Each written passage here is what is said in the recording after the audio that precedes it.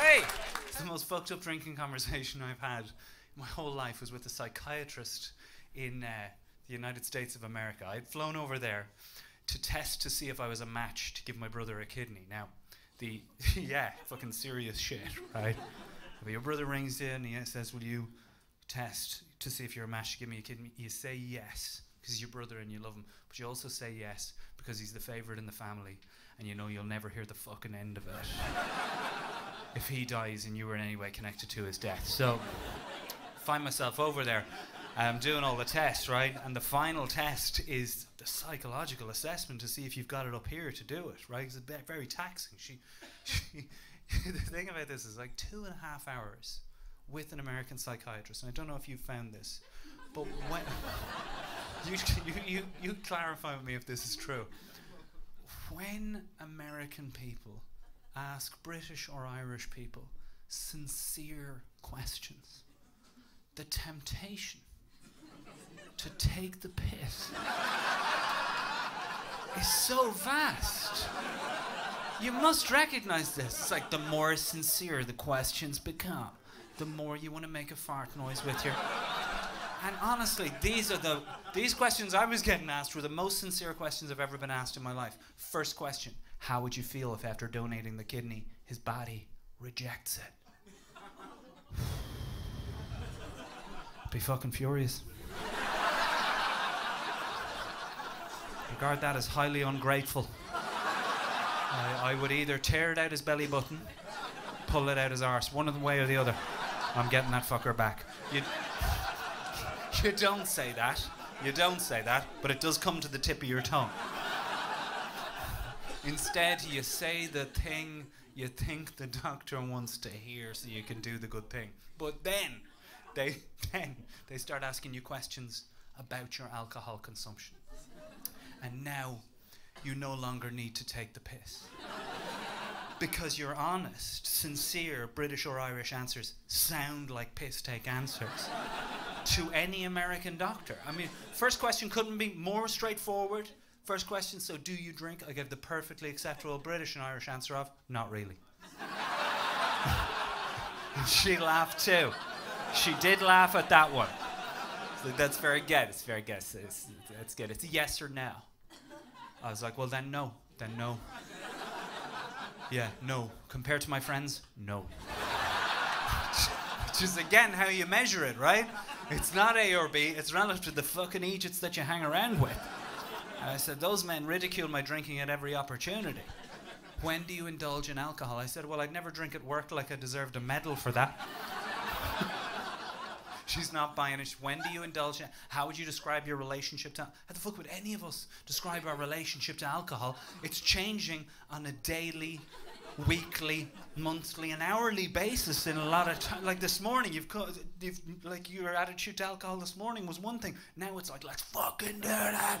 I mean, I was like, I don't really understand that question. She's like, when do you drink? I said, well, look, Doc, I don't ever really drink. Look, that's not true. I don't drink. I'll never just... Let's get this clear. I don't drink. I will occasionally drink. But I'll never just drink. And what's beautiful about this moment is every single one of you, except for one person, knows exactly what I mean, right? The term drinking does not appear on any forms in any American doctor's office. She's never heard of the term, and it's very hard to explain the term drinking to an American doctor without using phrases like, when you want to do a bit of damage. So she's in full-on intervention mode. This doc thinks like, oh, holy shit, Peter. She's got the glasses off, pens down. She goes, and when does the drinking occur? When does it occur, lads? When does it... Fucking weddings, right? It's when the gloves come off, right? It's like weddings, that's when it happens. She goes, how many drinks would you typically have at one of these weddings? Who the fuck has ever counted? That figure has never been documented, right? The question is not how many. The question is how long. How long are they going to serve us for? That's the question. The question is, do I have a hotel room? Am I staying in the hotel? That's the question. Did I bring cans? That's the fucking question. Don't say that to her.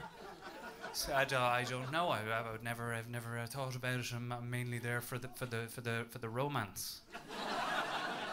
She's like, that's fine. We've got time. Just break it down. Let's just explain to me how the day works at an Irish wedding. It's like, if I explain to you how an Irish wedding works, I think to myself, no Irish person is ever going to be permitted to donate a kidney ever again. But you're fucking here now. Like, you're face to face with this thing to save your brother's life. So you have to go there. I was like, well, and it came out of my mouth before I could stop it. I said, well, the night before, I go on Google Maps. I find where the church is. Then I switch to Street View. Some of you already there, right? You know what I'm looking for. Nearest pub to the church. I said, the next morning I'll show up there 4 hours before the ceremony. Have 4 or 5 beverages before the ceremony. She's as shocked, as appalled as you are. She's like, why would you do that? Because you do not know how long that ceremony's gonna be. By the end of this, I'm explaining to her how residence bars work and why it's not uncommon to see a man climb over the bar towards the end of the evening, start pulling pints to help out. I'm pretty sure nobody's getting these kidneys. Instead, she pops the glasses back on and goes, not unusual. What you're actually describing, the drinking pattern you're describing, is the same as we see among pro athletes that tend to donate after their career is over. Big blowout, long dry period. Big blowout, long dry period. And what we see with the athlete, just as we see with you, is it gives the kidney the opportunity to recover. And what we see with the athlete, just as we see with you, is a higher kidney function.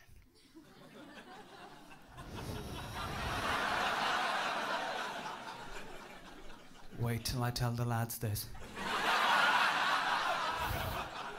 Doc, you've no idea this is huge news.